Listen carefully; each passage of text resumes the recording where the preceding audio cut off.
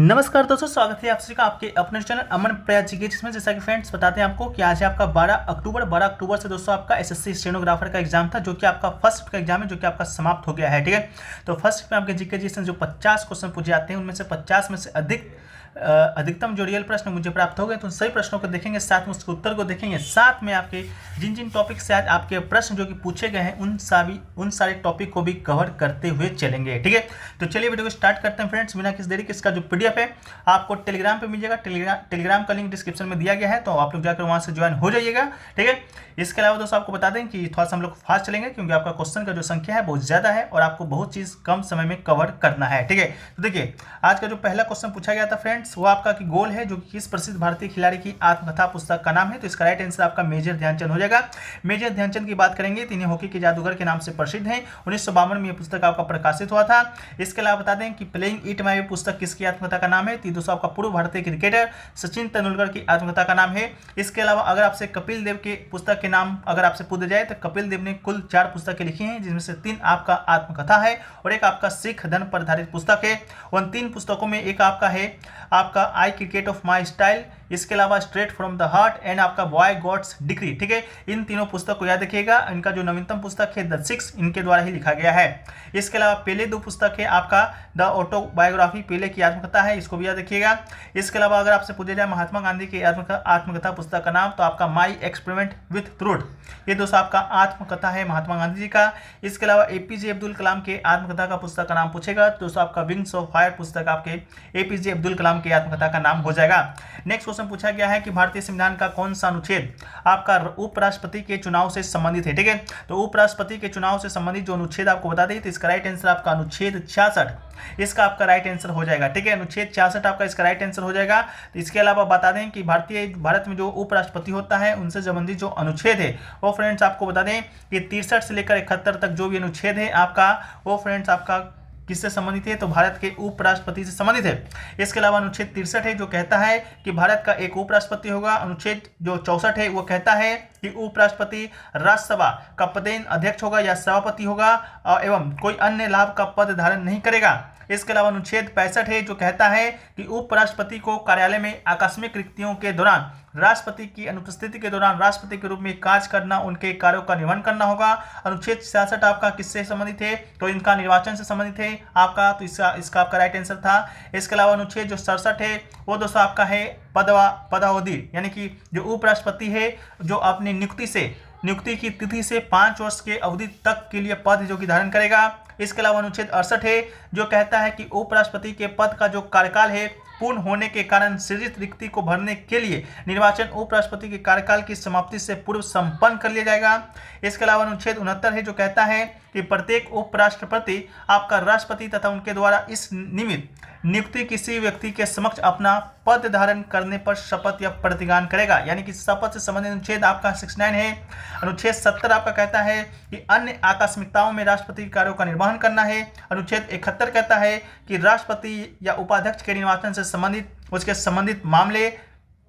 ठीक है, इसके अलावा दोस्तों आपको बता दें कि नेक्स्ट क्वेश्चन पूछा गया है, वो पूछा गया था आपका कि वायुमंडल के निम्नलिखित परतों में ओजोन परत किस मंडल में पाया जाता है, तो इसका राइट आंसर आपका समताप मंडल, इसका राइट आंसर हो जाएगा। इसके अलावा समताप मंडल की बात करेंगे, ये क्षोभ मंडल के ऊपर पाए जाने वाले वायुमंडल की दूसरी परत है। इसकी ऊंचाई की बात करेंगे तो 50 किलोमीटर तक फैला हुआ है। यह परत उड़ान के लिए कुछ लाभ प्रदान करती है, क्योंकि यह तूफानी मौसम से ऊपर है, इसमें स्थिर और तेज क्षैतिज हवाएं हैं। इसमें दोस्तों आपका समताप मंडल में जो आपका एरोप्लेन वगैरह उड़ता है इसी मंडल में उड़ता है, और इस परत में ओजोन परतें पाई जाती हैं। ओजोन परत यूवी अल्ट्रावायलेट किरण को अवशोषित करती है और हानिकारक विकिरण से पृथ्वी की रक्षा करती है। ठीक है, इसके अलावा स्ट्रेटोपोज समताप मंडल और मध्य मंडल को अलग करता है। इसके अलावा अगला आपका है क्षोभ मंडल। क्षोभ मंडल की बात करेंगे तो ये आपका पृथ्वी के वायुमंडल का सबसे निचला परत है और पृथ्वी की सतह से आपका 7 से 20 किलोमीटर ऊंचाई तक आपका जाता है। इस परत के भीतर सभी मौसमी घटनाएं होती हैं और प्रत्येक 165 मीटर ऊंचाई के लिए तापमान 1 डिग्री सेल्सियस की दर से घटता है और ट्रोपोपोज क्षोभ मंडल और समताप मंडल को अलग करता है। इसके अलावा मध्य मंडल की बात करेंगे तो मध्य मंडल समताप मंडल के ऊपर पाया जाता है, वायुमंडल की सबसे ठंडी परत है। मध्य मंडल पृथ्वी की सतह से 50 किलोमीटर ऊपर शुरू होता है और 85 किलोमीटर तक आपका जाता है। इस परत में जो उल्काएं जो आती हैं जलकर इसी में राख हो जाती हैं। ऊपरी सीमा को मेसोपोज कहा जाता है, जो मध्य मंडल और बाह्य वायुमंडल को अलग करता है। अगला आपका है आयन मंडल। आयन मंडल की बात करेंगे तो यह परत मेसोपोज के ऊपर 80 से 400 किलोमीटर तक पाया जाता है। पृथ्वी से प्रसारित होने वाली रेडियो तरंग इस परत से परावर्तित होती है। ऊंचाई के साथ तापमान बढ़ता है। इस परत में ऑरोरा और उपग्रह पाए जाते हैं। इसके अलावा अगला है आपका बहिमंडल। बहिमंडल की बात करेंगे तो ये वायुमंडल की सबसे बाहरी परत है। वह क्षेत्र जहां अणु परमाणु अंतरिक्ष में पलायन करते हैं को बहिमंडल कहा जाता है। और यह महामंडल वायुमंडल के शीर्ष से 10,000 किलोमीटर तक फैला हुआ है। ठीक है। इसके अलावा नेक्स्ट क्वेश्चन पूछा गया, वेमपति चिन्ना सत्यम का संबंध जो कि निम्नलिखित में से किस शास्त्रीय नृत्य से था? तो इसका जो राइट आंसर है आपका कुचिपुड़ी, आपका इसका राइट आंसर हो जाएगा। ठीक है, कुचिपुड़ी से इनका संबंध है। इसके अलावा 25 अक्टूबर 1929 को कृष्णा जिले के कुचिपुड़ी गांव में इनका जन्म हुआ था। ठीक है, कुचिपुड़ी नृत्य की बात करेंगे तो आपका जो एक नृत्य कहाँ का है, शास्त्रीय नृत्य, तो आंध्र प्रदेश का है। तो आंध्र प्रदेश में एक आपका जिला है कृष्णा, और कृष्णा जिला में एक गांव है कुचिपुड़ी। ठीक है, तो वहां से ही इस नृत्य का नाम है जो कि लिया गया है, और इनका भी जन्म है वो भी आपका वहीं पर हुआ था। ठीक है, इसके अलावा दोस्तों आपको बता दें कि विभिन्न नृत्य विद्याओं से जुड़े व्यक्ति या कलाकार को देखेंगे तो सबसे पहले हम लोग कथक को देखते हैं। कथक से संबंधित जो आपके महत्वपूर्ण कलाकार हैं, आपके बिरजू महाराज जी हैं, गोपी कृष्ण है, शंभू महाराज है, सितारा देवी जी हैं, प्रेरणा श्रीमाली है, सुनैना हजारीलाल है, कुमुदीन लखिया है और शोभना नारायण है। इन सभी का संबंध दोस्तों आपका कथक से है। भरतनाट्यम से बात करेंगे तो टी बाला सरस्वती, इसके अलावा रुक्मणी देवी अनुले, यामिनी कृष्णमूर्ति, व्यंजयती माला, आनंद शंकर जयंत, शिववी चंद्रशेखर, गुरु एम के सरोजा, शांता और बीपी धनजयन, इन सभी का संबंध आपका भरतनाट्यम से है। मणिपुर की बात करेंगे तो अंबु सिंह, विनोद देवी, राजकुमार, सिंहजीत सिंह, इनका संबंध आपका मणिपुरी शास्त्रीय नृत्य से है। मोनियाट्टम की बात करेंगे तो श्रीमती कलामंडलम क्षेमावती, इसके अलावा श्रीमती कनक रेले का संबंध आपका मोनियाट्टम से है। छऊ की बात करेंगे तो पंडित गोपाल प्रसाद दुबे, मकर ध्वज दरोगा, ये सभी आपके छऊ से हैं। और इसी से बात करेंगे तो केलुचरण महापात्र, सोनल मानसिंह, गीता मलिक, डॉक्टर मीनाती मिश्रा, इन सभी का संबंध आपका ओडिसी से है। कथकली से बात करेंगे तो पिंग के कुंजुक रूप, कलामंडलम राजन, मध्यदूर वासुदेवन नायर, कलामंडलम गोपी, कलामंडलम रमन कुट्टी नायर का संबंध आपका कथकली से है। कुचिपुड़ी की बात करेंगे तो राजा रेड्डी, राधा रेड्डी, व्यंजयती काशी, वेमपति चिन्ना सत्यम का संबंध आपका कुचिपुड़ी से है। इसके अलावा यक्षगान की बात करेंगे तो रामचंद्र सुब्रया, हेंगरे चिंतनी, इनका संबंध आपका यक्षगान से है। यक्षगान की बात करेंगे तो आपका कर्नाटक का लोक नृत्य है। सतरिया आपका घनकटा बोरा बोरबया का संबंध आपका सतरिया से है। कुडियट्टम की बात करेंगे तो अमनूर माधव चक्कर पंडवानी की बात करेंगे तो तीजनबाई का संबंध है। कलवेलिया आपका गुलाबो सुप्रिया याद रखिएगा। और क्रिएटिव नृत्य या कोरियोग्राफी से आपका उदय शंकर जी को याद रखिएगा। इसके अलावा नेक्स्ट क्वेश्चन पूछा गया, सतरिया जो नृत्य है आपका किस राज्य से संबंधित है? तो इसका राइट आंसर आपका असम हो जाएगा। असम इसका राइट आंसर है। इसके अलावा सतरिया नृत्य को संगीत नाटक एकेडमी के द्वारा वर्ष 2000 में शास्त्रीय नृत्य का दर्जा प्रदान किया गया था। वर्तमान में आपके भारत में 8 शास्त्रीय नृत्य हैं। ठीक है, उन 8 शास्त्रीय नृत्य को भी देखेंगे, साथ में और कुछ लोक नृत्य को देखेंगे जो कि आपके एग्जाम ऑफ पॉइंट व्यू से बहुत ही इंपॉर्टेंट है। उन लोक नृत्यों में आपका एक है घूमर जो कि आपका राजस्थान का है, गरबा आपका गुजरात का है, गिद्धा आपका पंजाब का है, भांगड़ा आपका पंजाब का है, यक्षगान याद रखिएगा कर्नाटक का है, मयूरभंज छऊ आपका उड़ीसा का है, पुरुलिया छऊ आपका फ्रेंड्स पश्चिम बंगाल का है। इसके अलावा तमाशा याद रखिएगा महाराष्ट्र का है, लावनी भी आपका महाराष्ट्र का ही है। इसके अलावा कालबेलिया याद रखिएगा राजस्थान का है, बिहू याद रखिएगा असम का है, कच्छी घोड़ी याद रखिएगा राजस्थान का, रौफ याद रखिएगा फ्रेंड्स जम्मू कश्मीर का, रौत नाच याद रखिएगा आपका छत्तीसगढ़ का, करकटम याद रखिएगा तमिलनाडु का, होसगिरी फ्रेंड्स आपका त्रिपुरा का है, धोली कुनिथा दोस्तों आपका कर्नाटक का है, भवई आपका फ्रेंड्स आपका राजस्थान का है। ये सभी फ्रेंड्स आपका क्या है लोक नृत्य है। लेकिन आपसे पूछा गया है आपका शास्त्रीय नृत्य, तो शास्त्रीय नृत्य में बात करेंगे ये फ्रेंड्स हम लोग यहाँ पर देख लेते हैं। शास्त्रीय नृत्य कथक की बात करेंगे तो ये दोस्तों आपका यूपी या उत्तर भारत का ये दोस्तों आपका शास्त्रीय नृत्य है, इसको भी याद रखिएगा। भरतनाट्यम को बात करेंगे तो भरतनाट्यम दोस्तों आपका तमिलनाडु का शास्त्रीय नृत्य है, तो इसको भी याद रखिएगा। भरतनाट्यम कहाँ का है?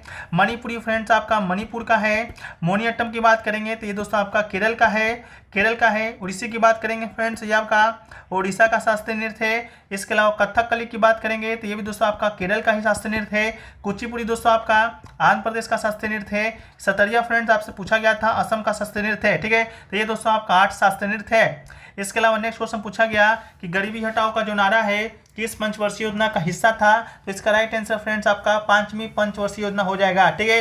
5वीं पंचवर्षीय योजना जो कि आपका 1974 से 1978 तक चला था। इंदिरा गांधी के राजनीतिक विरोधियों ने इंदिरा हटाओ का नारा दिया था, लेकिन इंदिरा ने इसे गरीबी हटाओ के रूप में दोहराया। इस नारे का काफी प्रभाव पड़ा। इंदिरा को अब कई लोगों द्वारा भारत के रक्षक रूप में देखा जाता है। इसके अलावा पंचवर्षीय योजना की बात करेंगे तो आज पंचवर्षीय योजना से आपका 3 प्रश्न पूछा गया था। तो भारत में चले 12 पंचवर्षीय योजना से संबंधित हम लोग फैक्ट्स को देख लेते हैं। तो पहला पंचवर्षीय योजना आपका चला 1951 से 1956 तक। यह आपका हेराल्ड डोमन मॉडल पर आधारित था और उपभोक्ताओं बचत वृद्धि पर अधिक जोर दिया गया था। इसके अलावा आपका ये जब पंचवर्षीय योजना आपका खत्म हुआ था 1956 में, तो 1956 के अंत तक भारत में 5 प्रौद्योगिकी संस्थान यानी कि IIT का स्थापना किया गया था। इस योजना का जो लक्ष्य वृद्धि था, लक्ष्य रखा गया था 2.1% का, जबकि इसका जो विकास दर था वो आपका हासिल किया था 3.6%, ठीक है। इसके अलावा फ्रेंड्स नेक्स्ट क्वेश्चन पूछा गया कि द्वितीय पंचवर्षीय योजना, तो द्वितीय पंचवर्षीय योजना की बात करेंगे तो ये आपका 1956 में शुरू हुआ, 61 में खत्म हुआ। यह आपका तीव्र औद्योगिकरण और सार्वजनिक क्षेत्र पर बल दिया गया था। इसका जो रेजुलेशन तैयार किया गया था वो आपका PC महालनोबिस मॉडल पर आधारित था। इसके अलावा तृतीय पंचवर्षीय योजना की बात करेंगे तो आपका 1961 से चला 66 तक।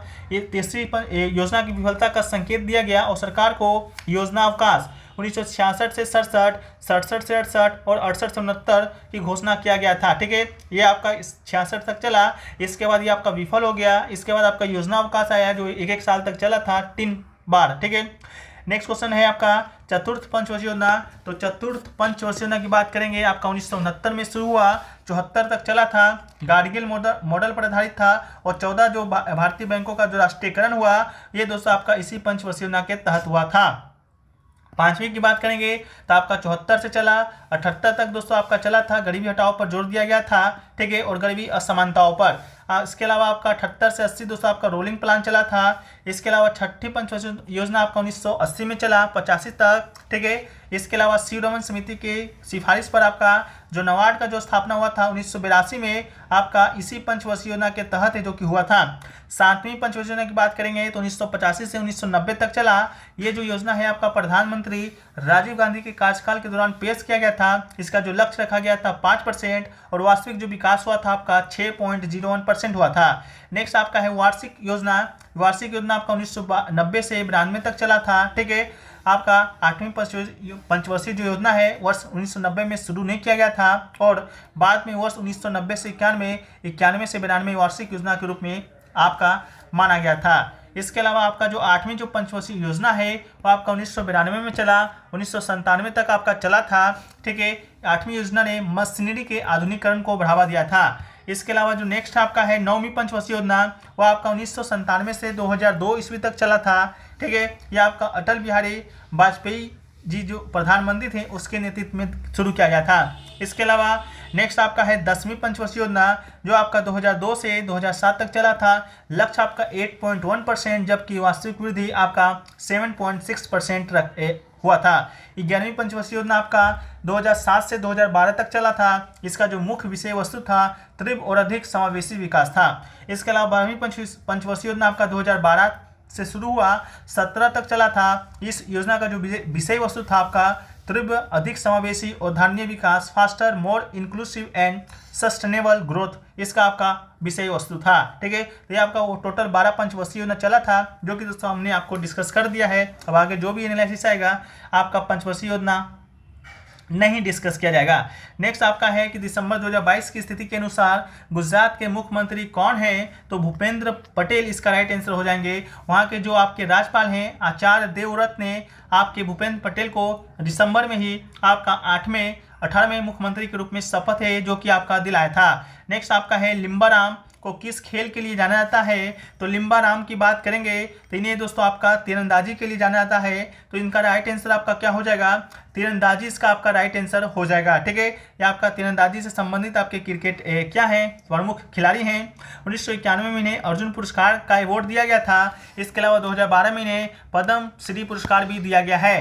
ठीक है, इसके अलावा बात करेंगे फ्रेंड्स, आपका जो क्वेश्चन पूछा गया आपका अल्लाह रखा खां का संबंध है जो कि आपका किस नृत्य से संबंधित है। अल्लाह रखा खां, तो इसका राइट आंसर आपका तबला हो जाएगा। अल्लाह रखा खां की बात करेंगे फ्रेंड्स, तो इनका जो संबंध है आपका जम्मू कश्मीर के रहने वाले हैं। सितार वादक पंडित रविशंकर के नृत्य उपवादक थे। 1977 में पद्मश्री से भी सम्मानित इनको किया जा चुका है। ठीक है, इसके अलावा बात करेंगे और कुछ प्रमुख वाद्ययंत्र और कलाकार के नामों को, तो हम लोग पाएंगे कि संतूर वाद्ययंत्र से संबंधित जो कलाकार हैं फ्रेंड्स वो आपके पंडित शिव कुमार शर्मा हैं। भजन सुपारी हैं। बांसुरी की बात करेंगे तो हरि प्रसाद चौरसिया, पन्नालाल घोष हैं। तबला की बात करेंगे तो जाकिर हुसैन जी हैं, जिन्हें 2023 में आपका पद्म श्री अवार्ड दिया गया है। जाकिर हुसैन जी को अल्लाह रखा खां है, सबीर खां हैं, पंडित किशन महाराज जी हैं, पंडित ज्ञान प्रकाश घोष हैं। इन सभी का संबंध फ्रेंड्स आपका तबला से है। इसके अलावा आपका सरोद से बात करेंगे तो अलाउद्दीन खां, अली अकबर खां, अमजद अली खां, बुद्ध देवदास गुप्ता का संबंध आपका सरोद से है। इसके अलावा शहनाई से बात करेंगे तो बिस्मिल्लाह खां, कृष्णाराम चौधरी, अली अहमद हुसैन का संबंध आपके शहनाई वाद्ययंत्र से है। सितार की बात करेंगे तो पंडित रविशंकर, साहित्य प्रवेश खां, बुद्धदेव मुखर्जी, अनुष्का शंकर का संबंध आपके सितार वाद्ययंत्र से है। इसके अलावा सारंगी से बात करेंगे तो सारंगी की बात करते हैं तो शकूर खां, पंडित राम नारायण, रमेश मिश्रा, सुल्तान खां का संबंध आपके सारंगी से है। बीना की बात करेंगे तो जियाउद्दीन मोहीउद्दीन डागर, अय्यारी श्याम सुंदरम, दुरई स्वामी अयंगर का संबंध आपके बीना से है। रुद्र बीना की बात करेंगे तो असद अली खां का संबंध रुद्र बीना से है। मोहन बीना की बात करेंगे तो पंडित विश्व मोहन भट्ट, ठीक है, आपके मोहन बीना के आविष्कारक भी हैं। वायलिन की बात करेंगे तो ये आपके एग्जाम में नहीं आता है। घटम से याद रख लीजिएगा टी.एच. विनायकरम है, ई.एम. सुब्रमण्यम है। मृदगम से याद रखिएगा के.वी. प्रसाद जी हैं, एच.बी. राजा राव है, उमल या पुरम शिवरमन जी भी हैं। मेडोलिन की बात करेंगे तो यू श्रीनिवास को याद रखिएगा। पखावत से आपकी तोताराम शर्मा को याद रखिएगा। सुरबहार से फ्रेंड्स आपका अन्नापूर्णा देवी को याद जरूर रखिएगा। ठीक है, चलिए नेक्स्ट क्वेश्चन की बात करते हैं। तो पूछा गया कि मार्लो मिंटो सुधार भारतीय परिषद अधिनियम कब पारित किया गया। तो इसका राइट आंसर फ्रेंड्स आपका हो जाएगा 1909 में ये आपका पारित किया गया था। इसके अलावा नेक्स्ट क्वेश्चन पूछा गया कि एशियन गेम्स का जो आयोजन है भारत दूसरी बार किस वर्ष किया था। तो एशियन गेम्स का जो आयोजन है वो भारत है, जो कि आपका दूसरी बार आयोजन आपका 1982 में किया था। इस एशियन गेम्स को सियाट के नाम से भी जानते हैं। ये एक आपका महाद्वीपीय बहुखेल प्रतिस्पर्धा है जो पूरे एशिया के एथलीटों के बीच प्रत्येक 4 वर्ष पर आपका आयोजित होता है। पहला जो एशियाई खेल आपका हुआ वो आपका 1951 में हुआ। वो भी कहाँ पर हुआ, तो नई दिल्ली भारत में ही हुआ था। इसके अलावा एशियाई खेलों का जो आदर्श वाक्य एवर एंड वर्ड भारत के प्रथम प्रधानमंत्री पंडित जवाहरलाल नेहरू के द्वारा दिया गया। इसके अलावा भारत अब तक 2 बार एशियाई खेलों का मेजबानी है जो कि किया है। पहला तो आपका 1951 में किया है, दूसरा आपका 1982 में किया है। ठीक है, इसके अलावा एशियाई खेल 2023 भी आपका सफलतापूर्वक आपका क्या हुआ है, संपन्न हो चुका है। अगर आपसे पूछेगा कहाँ, तो दोस्तों आपका चीन में हुआ है।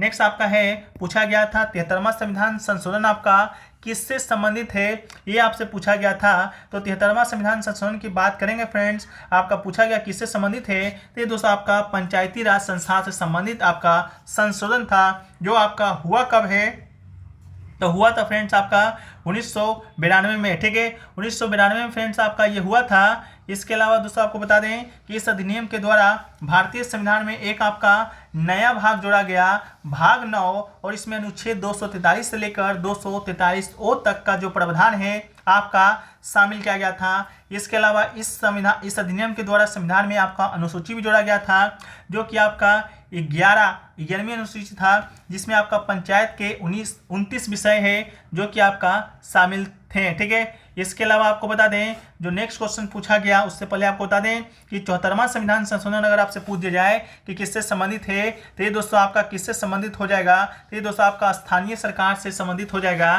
ठीक है, स्थानीय सरकार से संबंधित हो जाएगा। इसके अलावा ये आपका पी.वी. नरसिम्हा राव के शासनकाल के दौरान आपका आया था 1992 में। इसके अलावा लागू कब हुआ था, तो लागू फ्रेंड्स आपका हुआ था 1993 में। ठीक है, इसमें आपका भाग 9 का ए जोड़ा गया था, अनुच्छेद 243 पी से 243 जेड जी तक का प्रावधान शामिल है।